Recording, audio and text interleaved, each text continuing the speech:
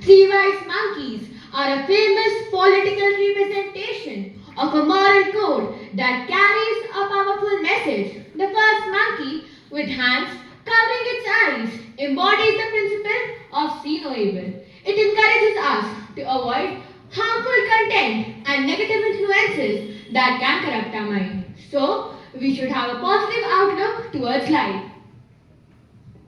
The second monkey, with hands covering its ears, symbolizes hear no evil. This principle teaches us to refrain from listening to gossip, negative or harmful words that can corrupt our mind and lead us away from a path of moral clarity and understanding. Speak no evil.